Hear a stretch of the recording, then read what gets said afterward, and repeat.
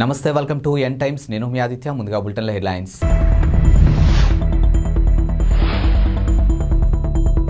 వాళ్ళు మన బలం ఉపయోగించుకోండి, ఒక్క ప్రాణం కూడా పోకూడదు, గుర్తుపెట్టుకోండి సీఎం జగన్ సంచలన వ్యాఖ్యలు.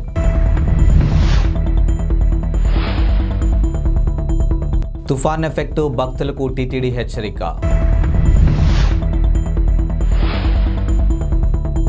తుఫాన్ ప్రభావంతో సుడిగాలి బీభత్సం, పైకెగిసిన నీరు.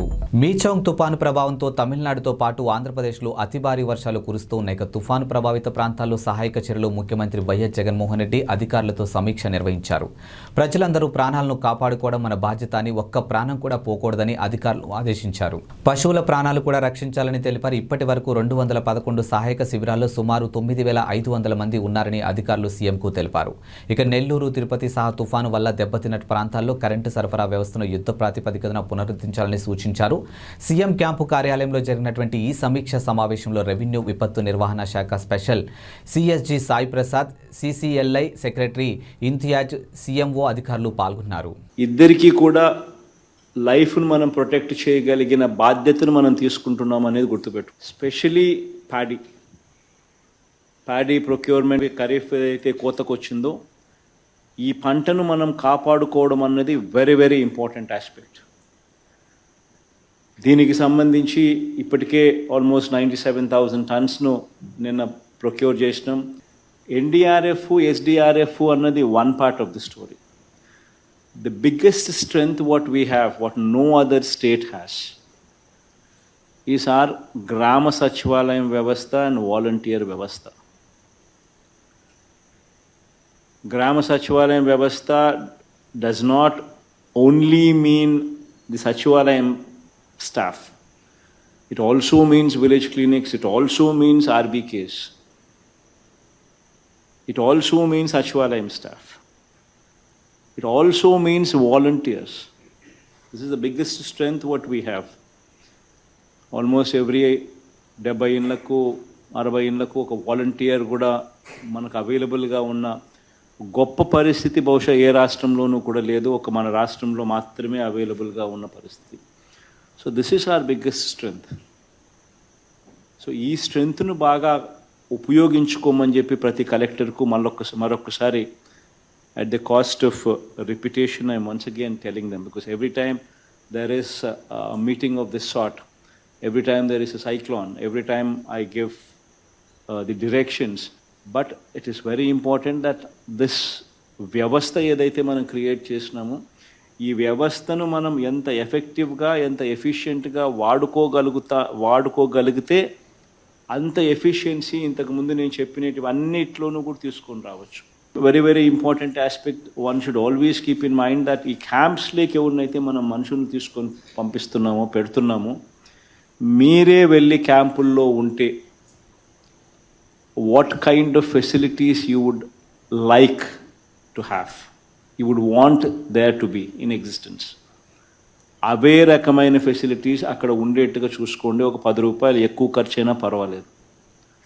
Please be mindful of this. You need to position yourself in their shoes and be empathetic to the cause. So this is one thing that you need to be very very mindful of that. And క్యాంపుకు వచ్చిన ప్రతి ఒక్కరూ కూడా ఇంటికి వెళ్ళేటప్పుడు చిరునవ్వుతో ఇంటికి వెళ్ళే పరిస్థితి తీసుకొని రావాలి. ఇంటికి వెళ్ళేటప్పుడు give them 1,000 rupees per head, or if it's a family, ఇంతకుముందు 2,000 ఇమ్మని చెప్తా ఉంటాము, ఇప్పుడు దాన్ని కూడా ఇంకొక 500 పెంచి 2,500 ఫ్యామిలీకి ఇచ్చి పంపించండి. తుఫాను ప్రభావంతో తిరుమలలో ఈదురుగాలు కూడినటువంటి భారీ వర్షం కురుస్తున్నాయి. దీంతో భక్తులకు ఇబ్బంది పడుతూ ఉన్నారు. పాంచజన్య సమీపంలో భారీ వృక్షం నేలకూలింది. దీంతో 4 వాహనాలు దెబ్బతిన్నాయి. తిరుమలలో 10 సెంటీమీటర్ల వర్షపాతం నమోదైంది. తుఫాను నేపథ్యంలో ఉదయం 6 గంటల నుంచి రాత్రి 8 గంటల వరకే ద్విచక్ర వాహనాలు ఘాట్ రోడ్లపై తిరిగేందుకు టీటీడీ అనుమతి ఇచ్చింది. తుఫాను కారణంగానే రేణిగుంట విమానాశ్రయం నుంచి రాకపోకలు సాగించే పలు విమాన సర్వీసులు రద్దయ్యాయి.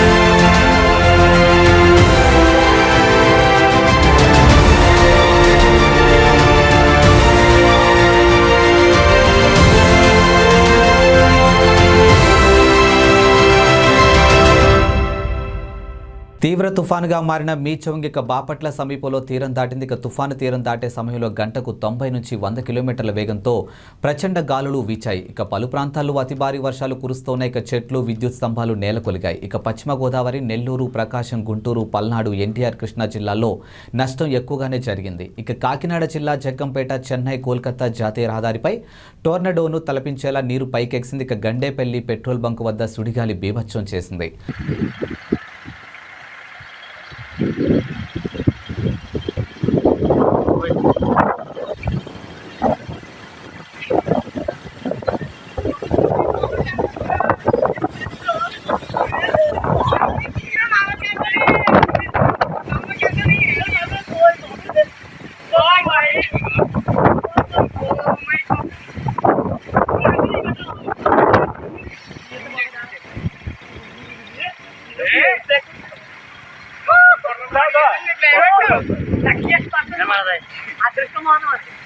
సముద్రం చూడకుండా చాలా బాగుంది.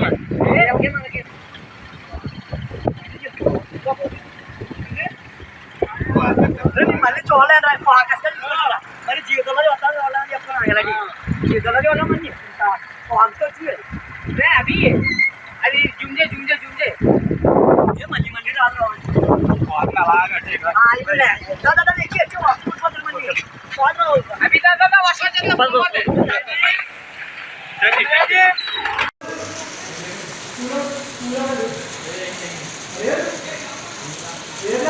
లేదు తీస్తాను రావు బాబా ఇంత దారుణమే.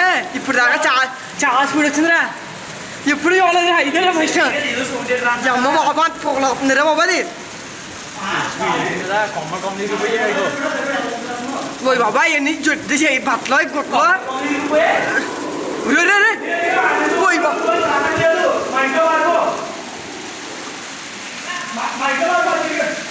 ఎవరా వచ్చాము ఇవిడే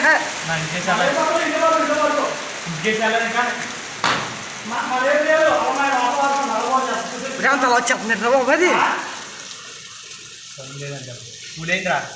అదేదో పేలిపోయింది ఎవరా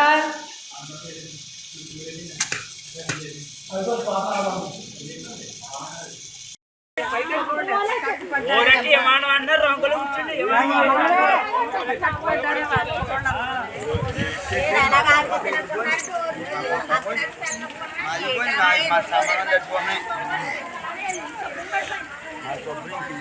పాటు కొట్టుకొని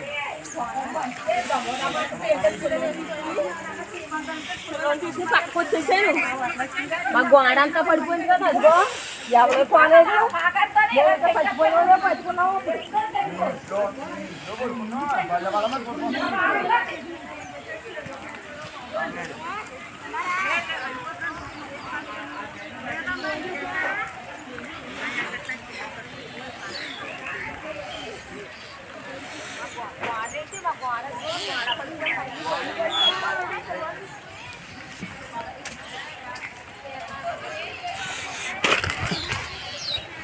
పోయి వాళ్ళు రెండు పోయి మొత్తం పోయాలి.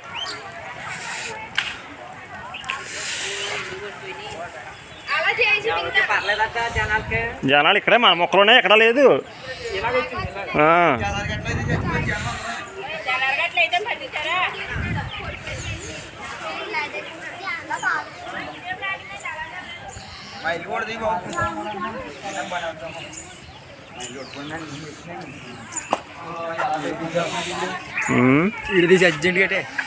వాళ్ళు రావాలి కదా కరెంట్ వాళ్ళకి.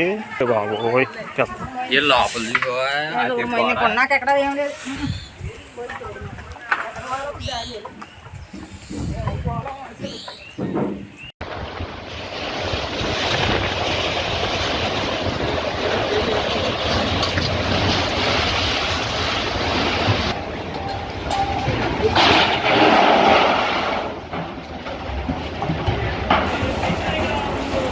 ఫ్యాన్తో సహా ఎగిరిపోయి పడిపోయింది.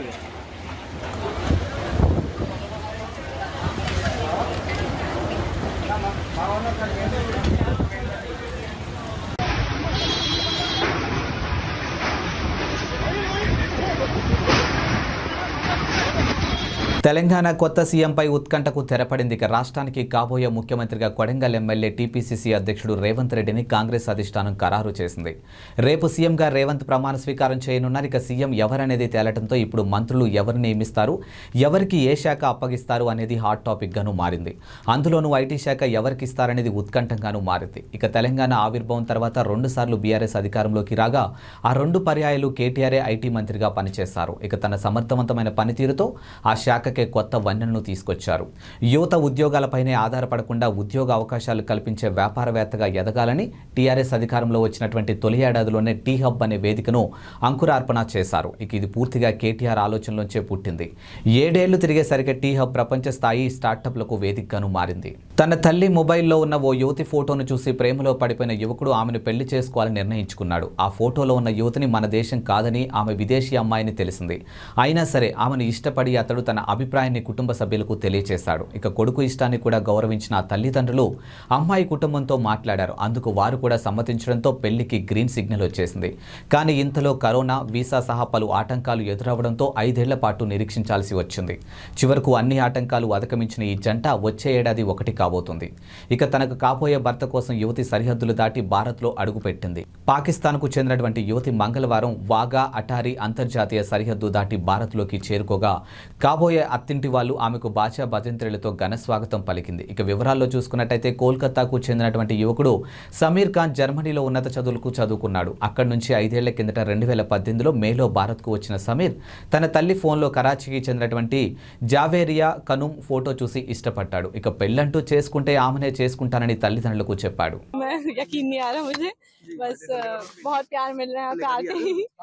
बहुत खुश हूँ मैं। 5 साल के बाद 5.5 साल के बाद अब हमें जाके मुझे वीजा मिला है तो मैं आ सकी हूँ यहाँ पे। तो खाली पासपोर्ट वगैरह आ गए थे वापस। आपका शादी में सबको मुबारक है करते मैं पहले हफ्ते जनवरी में, और शुक्रिया है मुझे इंडियन गवर्नमेंट, पाकिस्तानी गवर्नमेंट का और मकबूल अहमद जी का, जिन्होंने मेरी बहुत मदद की है इस वीजा प्रोसेस में। తెలంగాణ నూతన ముఖ్యమంత్రిగా రేపు ప్రమాణ స్వీకారం చేయబోతున్నారు రేవంత్ రెడ్డి. ఇక ఢిల్లీలో బిజీగా గడుపుతున్నారు. ఇక అధిష్టానం పిలుపుతో నిన్న సాయంత్రం అకస్మాత్తుగా ఆయన ఢిల్లీకి వెళ్లారు. ఇక ఆయన ఢిల్లీ చేరుకోవడానికి ముందే ముఖ్యమంత్రిగా రేవంత్ పేరును అధిష్టానం ప్రకటించింది. ఢిల్లీ వెళ్లిన రేవంత్ ఈ ఉదయం పార్టీ అధ్యక్షుడు మల్లికార్జున ఖార్గే, పార్టీ జాతీయ ప్రధాన కార్యదర్శి కేసీ వేణుగోపాల్తో భేటీ అయ్యారు. ఇక సీఎల్పీ నేతగా తనను ప్రకటించినందుకు వారికి కృతజ్ఞతలు తెలిపారు. ఇక మరి కాసేపట్లో పార్టీ అగ్రనేతలు సోనియా గాంధీ, రాహుల్ గాంధీతో భేటీ అవుతారు. ఇక మంత్రివర్గ ఏర్పాటు, ఇతర అంశాలపై వారితో చర్చిస్తారు. అలాగే ప్రమాణ స్వీకార కార్యక్రమానికి వారిని ఆహ్వానిస్తారని సమాచారం. తెలంగాణ ముఖ్యమంత్రిగా గురువారం ప్రమాణ స్వీకారం చేయబోతున్న రేవంత్ రెడ్డికి శుభాకాంక్షలు వెల్లువెత్తుతూ ఉన్నాయి. ఇక పార్టీలకు అతీతంగా నేతలు అభినందనలు తెలియజేస్తూ ఉన్నారు. ఇక టీపీసీసీ అధ్యక్ష బాధ్యతలు అప్పగించిన సమయంలో రేవంత్ని తీవ్రంగా వ్యతిరేకించిన కాంగ్రెస్ పార్టీ సీనియర్ నేత కోమటిరెడ్డి వెంకటరెడ్డి కూడా ఈ జాబితాలో చేరిపోయారు. ఎక్స్ వేదికగా శుభాకాంక్షలు తెలిపారు. ఇక సీఎల్పీ నేతగా తెలంగాణ ముఖ్యమంత్రిగా ఎంపికైన రేవంత్ రెడ్డి సోదరుడికి అభినందనలు. ఇక తెలంగాణలో కల్వకుంట్ల కుటుంబ పాలన, కూలదోసి ప్రజాస్వామ్య ప్రభుత్వ ఏర్పాటుకు కాంగ్రెస్ పార్టీకి మద్దతిచ్చిన ప్రజలకు ధన్యవాదాలంటూ వెంకటరెడ్డి ట్వీట్ చేశారు. ఇక గతంలో ఇద్దరు ఒకే వేదికపై ఉన్న ఫోటోను ఆయన షేర్ చేశారు. బీజేపీ తెలంగాణ అధ్యక్షుడు కిషన్ రెడ్డి కూడా ఎక్స్ వేదికగా రేవంత్ రెడ్డికి శుభాకాంక్షలు తెలిపారు. నంద్యాల జిల్లా మహానంది ఆలయానికి భక్తుడు విలువైన కానుక అందజేశారు. ఇక నంద్యాలకు చెందినటువంటి రిటైర్డ్ ఎస్బీఐ మేనేజర్ మారం వెంకట సుబ్బయ్య దంపతులు 35 కేజీల వెండితో తయారు చేయించినటువంటి రుద్రాక్ష మండపాన్ని ఆలయానికి అందజేశారు. ఈ రుద్రాక్ష మండపంను ఆలయ ఈవో చంద్రశేఖర్ రెడ్డికి దాతలు అందజేశారు. ఇక కార్తీక 3వ సోమవారం సందర్భంగా ఆలయంలో సంప్రోక్షణ అనంతరం దాతలు కుటుంబీకులు శ్రీ మహానందీశ్వర స్వామి వారికి ప్రత్యేక పూజలు నిర్వహించి రుద్రాక్ష మండపాన్ని అందించారు.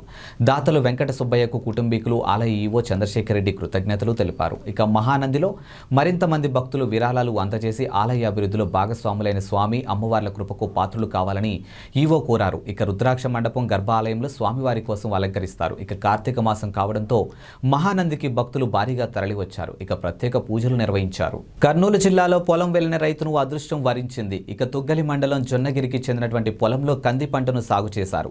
ఈ క్రమంలో పొలంలో పనులు చేస్తుండగా ఆమెకు ఓ రాయి దొరికింది. వజ్రంగా భావించి అనుమానంతో ఓ వజ్రాల వ్యాపారికి చూపించగా అది వజ్రం అని రైతుకు చెప్పారు. ఇక కొద్ది రోజులుగా కురుస్తున్న వర్షాలకు ఆ వజ్రం పైకి తేలి ఉంటుందని భావిస్తూ ఉన్నారు. ఆ వజ్రాన్ని వ్యాపారి 6 లక్షలకు కొనుగోలు చేశారు. గతంలో వజ్రాలు దొరుకుతున్నాయి అంటే అదృష్టంగా భావించేవాడినని, కానీ తనకు వజ్రం దొరకడం ఎంతో ఆనందంగా ఉందని పేర్కొన్నారు. ఇక కర్నూలు జిల్లాలోని జొన్నగిరి పగిడిరాయి, కొత్తూరు, పేరవల్లి ప్రాంతాల్లో వజ్రాలు దొరుకుతున్నాయి. ఇక దీంతో జిల్లాలతో పాటు పొరుగు జిల్లాల రాష్ట్రాల నుంచి కూడా జనాలు వచ్చి అక్కడ గాలిస్తూ ఉన్నారు. అంతేకాదు కర్నూలు జిల్లాకు పొరుగు నుండే కర్ణాటక, తెలంగాణ నుంచి కూడా ఎక్కువ మంది జనాలు వజ్రాల వేటకు వస్తూ ఉన్నారు. అంతేకాదు స్థానిక రైతులు, కూలీలు కూడా వజ్రాల కోసం రోజుల తరబడి పొలాల్లోనే వెతుకులాట ప్రారంభించారు. ఒక్క వజ్రమైనా దొరక్కపోదా అన్న ఆశతో అక్కడే ఎదురు చూస్తూ ఉన్నారు. బాలీవుడ్ శ్రద్ధా కపూర్కు ఉన్న క్రేజ్ అందరికీ తెలిసింది. ఇక శ్రద్ధా కపూర్ ఇప్పుడు ఎక్కువగా సినిమాలు చేయడం లేదు. కానీ ఒకప్పుడు శ్రద్ధా కపూర్ టాప్ రేస్లో ఉండేది. ఆషికీ 2 సినిమాతో శ్రద్ధా కపూర్ గ్రాండ్ ఎంట్రీ ఇచ్చింది. ఇక సాహో సినిమాతో సౌత్లోనూ క్రేజ్ సంపాదించుకుంది. లేడీ ఓరియంటెడ్ సబ్జెక్టులపైన ఫోకస్ పెడుతూ ఉంటుంది. ఇక బాలీవుడ్ సీనియర్ నటుడు శక్తి కపూర్ తనయ శ్రద్ధా కపూర్ ఎంట్రీ ఇచ్చిన తనకంటూ సొంత ఇమేజ్ను సంపాదించుకుంది. ఇక ఈ శ్రద్ధా కపూర్ ఇప్పుడు యాడ్స్, ఇతర బ్రాండ్స్లకు ప్రచారకర్తగా మారిపోయింది. ప్రస్తుతం ఆమె ఆజియో సేల్లో ఎక్కువగా కనిపిస్తూ ఉంది. ఇక పండుగ స్పెషల్కు పెట్టే సేల్స్ యాడ్లో ఎక్కువగా కనిపిస్తూ ఉంటుంది. ఈ క్రమంలో ఆజియో సేల్స్ యాడ్స్ మీద శక్తి కపూర్ స్పందించాడు. ప్రతిసారి ఆ సేల్ యాడ్స్లో నా కూతుర్ని ఎందుకు చూపిస్తావు అడ్మిన్ బేటా అని శక్తి కపూర్ ఇన్స్టాలోనూ అడిగేశాడు. ఇవి ఇవాల్టి బులెటిన్ అప్డేట్స్. మరో బులెటిన్తో మళ్ళీ కలుద్దాం. అంతవరకు సెలవు, నమస్కారం.